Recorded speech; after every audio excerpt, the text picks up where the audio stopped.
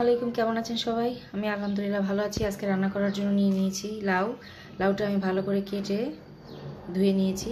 এটা আমি আজকে শিং মাছ দিয়ে রান্না করব। প্যানটা গরম হয়ে গেছে, এবার আমি তেল দিয়ে দিব। এবার আমি বাটা মশলাগুলো দিয়ে দিব। পেঁয়াজ বাটা, রসুন বাটা, সামান্য আদা বাটা,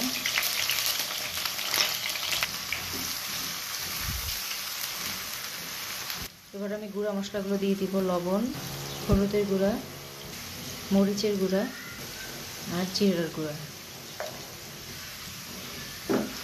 এবার মশলাটাকে ভালো করে কষিয়ে নিব।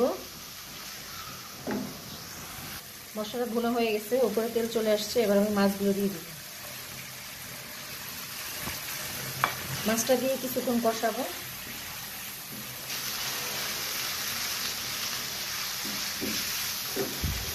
মাছটা কিছুক্ষণ কষানো হলে এবার লাউগুলো আমি দিয়ে দিব। এটাকেও কষিয়ে নেব মাছের সাথে ভালো করে।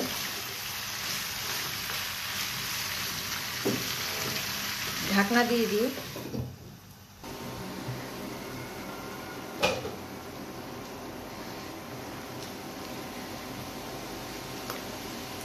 লাউ থেকে অনেকটা পানি ছেড়ে দিছে।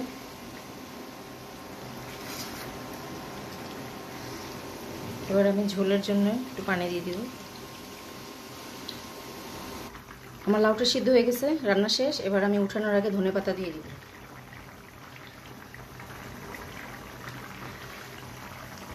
এবারে লাউ তরকারিটা আমি বাটিতে তুলে নিব। হয়ে গেছে।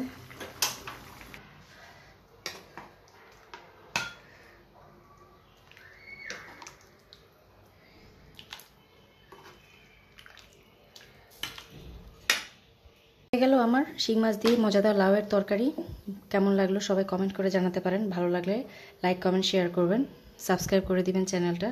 সবাই ভালো থাকবেন। আল্লাহ হাফেজ।